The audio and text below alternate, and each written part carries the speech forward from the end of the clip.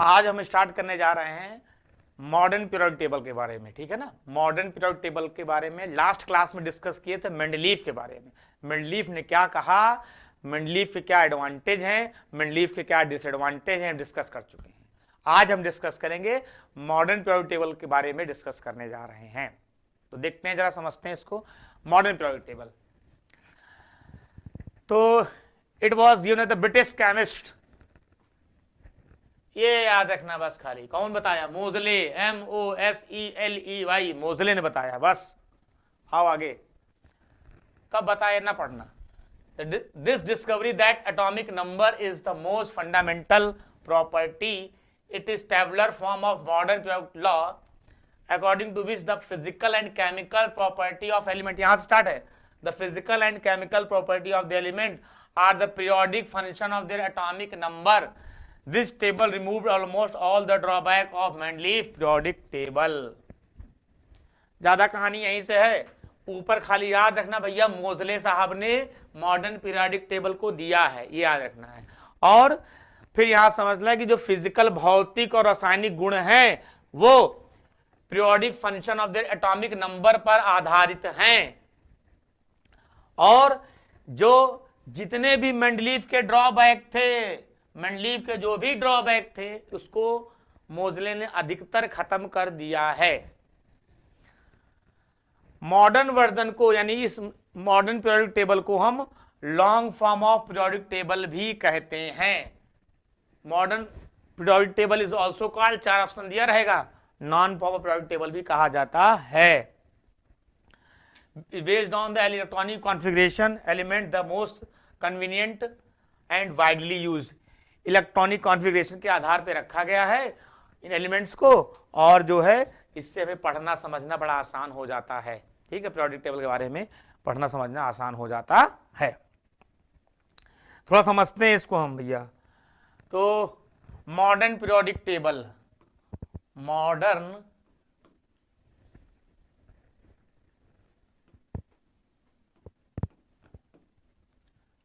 Periodic table, और इसको और क्या कहते हैं? इसको कहते हैं भैया लॉन्ग फॉर्म, शॉर्ट में लिख दे रहा हूं, ठीक है ना, पीरियोडिक टेबल, इसी को लॉन्ग फॉर्म पीरियोडिक टेबल कहते हैं। वो किसको, किसने दिया इसको? अगला क्वेश्चन कैसे कैसे पढ़ देखते, मोजले ने, ठीक है, मोजले ने दिया है। किसने दिया है? मोजले ने दिया है। अब ये ब्रिटिश केमिस्ट थे, 1913 में दिया है। इतनी कहानी नहीं पढ़ना, बस किसने दिया? मोजले ने दिया है। ऑर्डिनरी पीरियोडिक टेबल को मोजले ने दिया है, ठीक। फिर किस पर बेस्ड था? बेस्ड ऑन, बहुत इंपॉर्टेंट है भैया, बेस्ड ऑन।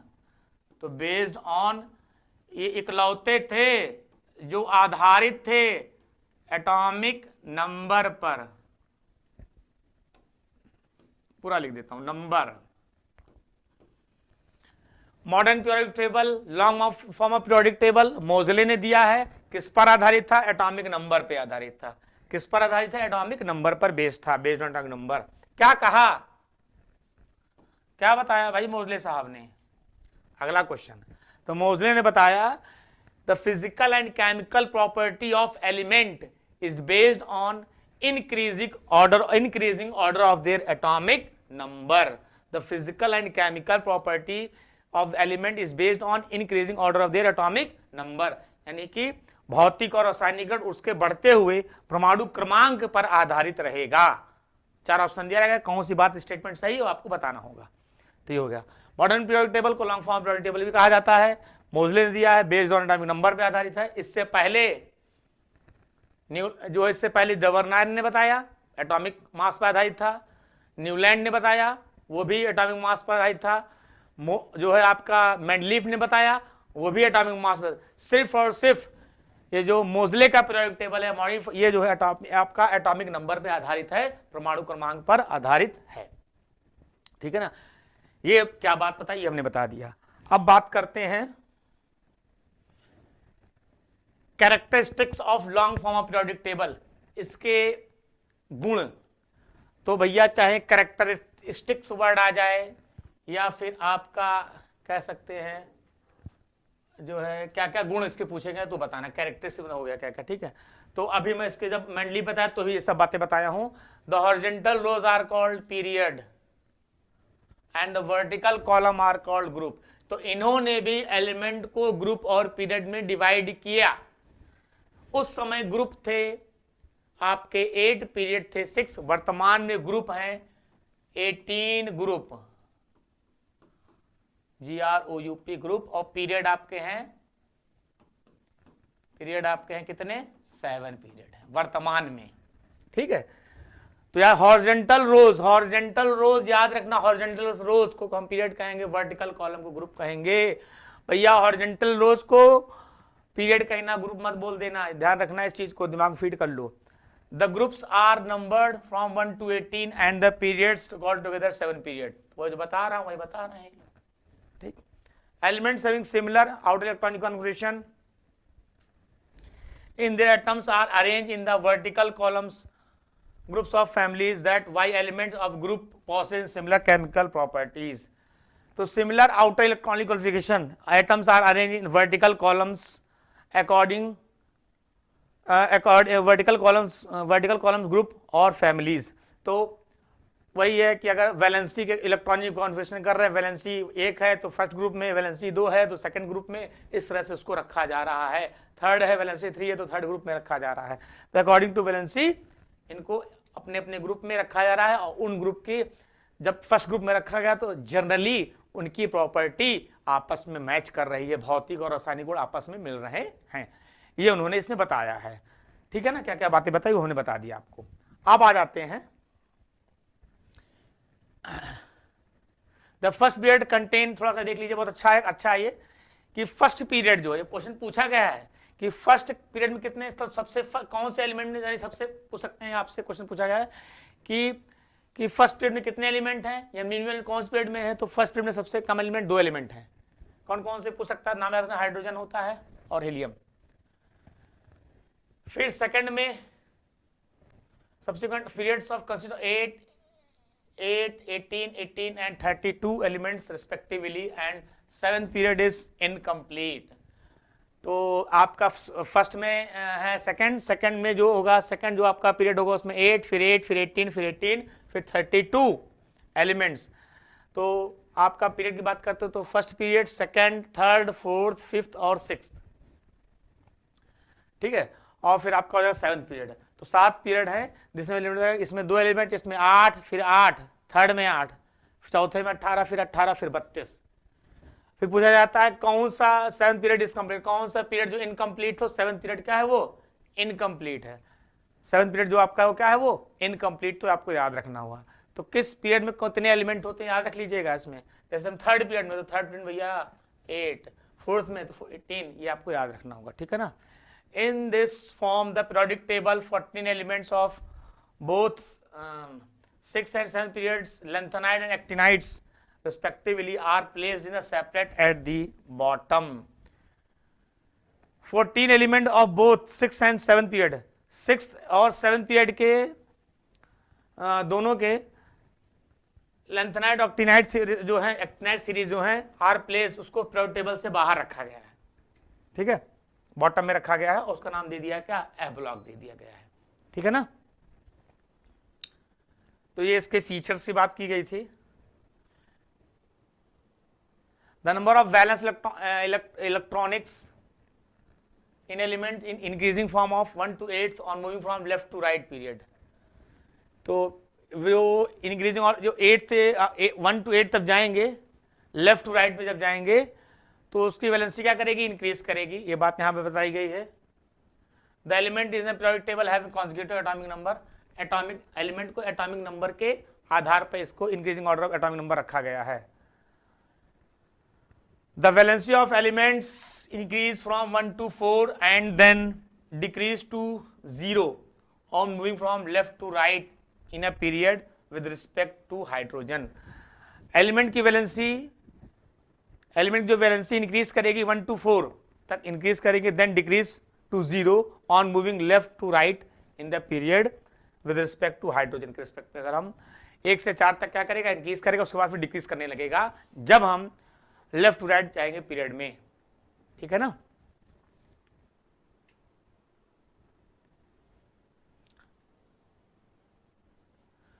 उसके बाद बताया गया है कि atomic size, electropositive nature, metallic nature,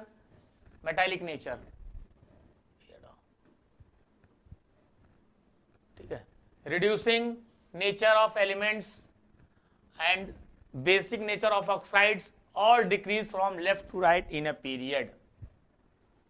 left to right, ये जो भी बातें दी गई हैं लेफ्ट टू राइट यानी कि इधर से इस तरफ जाने में, लेफ्ट टू राइट इधर से इस तरफ जाने में क्या क्या चीजें क्या करेंगी,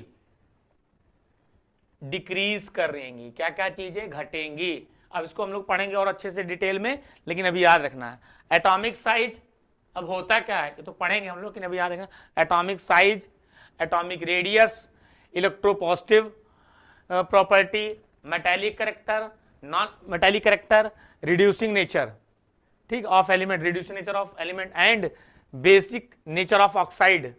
ये सारी चीजें जो हैं जब हम लेफ्ट टू राइट क्या कर जाएंगे तो क्या करेंगे, डिक्रीज। इसका मतलब अगर लेफ्ट टू राइट डिक्रीज कर रही हैं तो टॉप टू बॉटम क्या करेंगी, इंक्रीज करेंगी। याद रखिएगा, जो जो चीजें लेफ्ट टू राइट डिक्रीज कर रही हैं टॉप टू बॉटम क्या करेंगी, इंक्रीज करेंगी। या जो जो चीजें टॉप टू बॉटम जब हम आ रहे हैं, टॉप टू बॉटम आएंगे, ऊपर से नीचे जब आ रहे हैं तो क्या कर रही है, इंक्रीज कर रही हैं। इसका मतलब लेफ्ट टू राइट क्या करेंगे, वो डिक्रीज करेंगी। तो चाहे इधर से कान पकड़ो चाहे इधर से, दोनों का मतलब क्या है, एक है। इलेक्ट्रोनेगेटिव नेचर, इलेक्ट्रोनेगेटिविटी या नॉन मेटालिक करेक्टर, दोनों का मतलब एक है। या देखो लिखा हो नेचर, एक ही बात है। Acidic nature of oxides, ionisation potential increase from left to right in a period, electron affinity also increase from left to right in a period। तो क्या क्या चीजें यहां ऊपर बताया गया है, क्या क्या चीजें लेफ्ट टू राइट क्या करेगी, डिक्रीज करेगी, और क्या क्या चीजें जो आपको बताया इलेक्ट्रोनेगेटिव नेचर, क्या क्या चीजें क्या करेगी, इंक्रीज करेगी। यानी कि इलेक्ट्रोनेगेटिविटी यानी non metallic character, the periodic table में इस तरफ से हम लेफ्ट टू राइट जाते हैं तो क्या क्या चीजें इंक्रीज कर रही हैं। एसिडिक नेचर इंक्रीज कर रहा है, इसका मतलब बेसिक नेचर क्या करेगा, डिक्रीज करेगा। आयनेशन पोटेंशियल भी क्या करेगा, इंक्रीज करेगा। क्यों करेगा अभी हम सब डिस्कस करेंगे, ये सब बातें डिस्कस करेंगे, एक एक बात डिस्कस करेंगे। ये उधर क्यों बढ़ता है, ये इधर क्यों घटता है, ये सब डिस्कस करेंगे हम लोग। अभी आपको दिमाग में रहना क्या क्या चीजें लेफ्ट राइट इंक्रीज करती हैं, एक बना लीजिएगा इस तरह से नोट्स में, क्या क्या चीजें इंक्रीज करती है वो लिखना, क्या क्या चीजें डिक्रीज करती हैं वो चीजें आपको लिखते हैं, ताकि आपका दिमाग एक बार में फीड हो जाए जब हम रिवीजन करें। तो इलेक्ट्रॉन एफिनिटी भी जो है लेफ्ट राइट क्या करेगी, इंक्रीज करेगी। ग्रुप द की बात कर रहा है, all the elements of group of the periodic table have same number of valence electronic and electron, hence almost similar chemical property. यानी कि जो ग्रुप में जो एलिमेंट्स होते हैं होंगे पीरियोडिक टेबल के में, उनके वैलेंसी जो होगी वो सेम होगी। यानी जो जो वैलेंसी एक शो करेगा सॉरी वो सबको फर्स्ट ग्रुप में रखेंगे, जो वैलेंसी दो वैलेंसी शो करेगा उसको सेकंड ग्रुप में रखेंगे, जो 3 की वैलेंसी शो करेगा उसको थर्ड ग्रुप में रखेंगे। तो ये चीज जो है उनकी प्रॉपर्टी ऑलमोस्ट क्या होंगी, जनरली क्या करेंगी, मैच करेंगी, कुछ एक्सेप्शनल हो सकते हैं। Atomic size of electropositive nature, अब देखो एटॉमिक साइज ये अलग हो गया, electropositive nature, metallic nature, reducing ये अलग हो गया, reducing nature of element and basic nature of oxides all increase from top to bottom in a group. ये अलग अलग पॉइंट है, ये 1, ये 2, ये 3, ये 4, ठीक है, ये 5, क्या ये 5 पॉइंट हैं, all increase from top to bottom in a group. जब ऊपर से नीचे की तरफ आओगे, ऊपर से नीचे की तरफ आएंगे तो क्या क्या चीजें इंक्रीज करेंगी, एटॉमिक साइज बढ़ेगा, इलेक्ट्रोपॉजिटिव बढ़ेगा, मेटालिक नेचर बढ़ेगा, रिड्यूसिंग नेचर बढ़ेगा, बेसिक नेचर बढ़ेगा, ये सब चीजें इंक्रीज करेंगी, ठीक है ना। तो क्या क्या बस ये आपको ये बना लेना चार्ट में, लिख लेना क्या क्या वो दिमाग में। अब क्यों इंक्रीज करेंगे क्यों डिक्रीज करेंगे हम लोग डिस्कस करेंगे जब इनके हम टर्म पढ़ेंगे तब। आते हैं ये टर्म है ये भी, तो ये सब वही घुमा फिरा के बताया जा रहा। इलेक्ट्रोनेगेटिव नेचर यहां एक ही है, ये एक है पूरा। Ionisation potential, electron affinity, non metallic character, acidic nature of oxides, all decrease down the group in atomic numbers। तो जब नीचे आएंगे क्या क्या चीजें घटेंगी, electronegativity, ionization potential, electron affinity, non metallic character. Point लीजिए 1 2 3 4 5, ठीक है। ये सब इंक्रीज करेंगे टॉप टू बॉटम, जब आएंगे क्या करेंगे, सॉरी डिक्रीज करेंगे क्योंकि घट रही हैं। एक चीज दिमाग में रखना कि जो चीज लेफ्ट राइट इंक्रीज करेगी वो टॉप टू बॉटम डिक्रीज करेगी, जो चीज लेफ्ट टू राइट डिक्रीज करेगी वो टॉप टू बॉटम इंक्रीज करेगी। ये दिमाग में रखे रहो तो अपने आप कोई कॉन्सेप्ट में कोई दिक्कत नहीं आएगी। Reactivity of metal increase down the group but of the non metals decrease down the group. Reactivity of metal increase करेगा डाउन द ग्रुप, यानी मेटल की रिएक्टिविटी जैसे जैसे हम नीचे की तरफ कहेंगे क्या करेगा, इंक्रीज करेगा। तो सीधी सी बात है जब मेटल का इंक्रीज करेगा तो नॉन मेटल का डिक्रीज करेगा, सीधी सी बात। जो चीज टॉप बॉटम इंक्रीज करेगी वो लेफ्ट टू राइट क्या करेगी, डिक्रीज करेगी। तो उसमें कोई जो है डाउट वाली बात नहीं है।